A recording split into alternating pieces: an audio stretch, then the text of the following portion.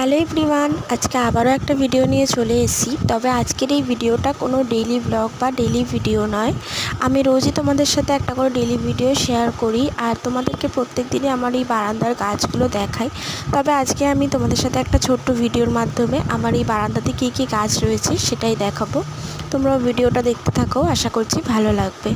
আর আজকে সবার আগে আমি তোমাদের যেটা দেখালাম সেটা হচ্ছে আমাদের বাড়িতে যে তুলসী গাছ দুটো রয়েছে সেটাই। আর এইখানে এই টবের মধ্যে দেখো রয়েছে একটা জোয়ান গাছ, আর তার সাথে না কীভাবে জানি না এখানে দেখো একটা অপরাজিতার চারাও বেরিয়ে গেছে, আর তার সাথে বেরিয়েছে একটা লঙ্কা গাছের চারা।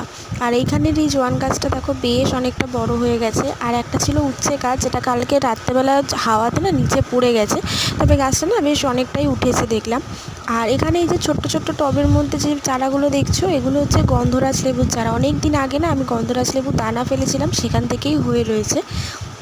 আর এই যে গাছগুলো, এগুলো তো সবাই জানো, এটা হচ্ছে অপরাজিতার গাছ। ডাল কেটে এনে বসিয়েছিলাম, তবে বর্ষায় না গাছটা বেশ ধরে গেছে। আর এইখানে দেখো গন্ধরাজ লেবুর কটা গাছ আছে, এগুলো না অনেকটা করে বড় হয়ে গেছে। আর সাথে এখানে রয়েছে একটা মানি প্ল্যান্টের ছোট্ট ডাল আর কি, সেখান থেকে ছোটো ছোটো কটা পাতাও বেরিয়েছে। আর এই সাইডেও একটা তুলসী গাছ কীভাবে বেরিয়েছে জানি না, অনেকটা বড় হয়ে গেছে। আর আগের দিন আমি একটু বিকালবেলা বেরিয়েছিলাম, তো আসার সময় রাস্তায় আমার এই সাদা নয়নতারার গাছটা চোখে পড়ে, তো সেখান থেকেই ডাল ভেঙে এনে বসিয়েছি। জানি না হবে কিনা, তবে বর্ষার গাছ তো ধরেও যেতে পারে। আর এখানে রয়েছে একটা পর্তুলিকার গাছ, একটা নয়নতারা, আর এখানেও দুটো ছোটো ছোটো লেবু চারা বসিয়েছি। আর এইটা যে গাছ দেখছো, এটা হচ্ছে চন্দ্রমল্লিকা ফুলের গাছ। এটা আমাদের বাড়ি থেকে একটু ডাল ভেঙে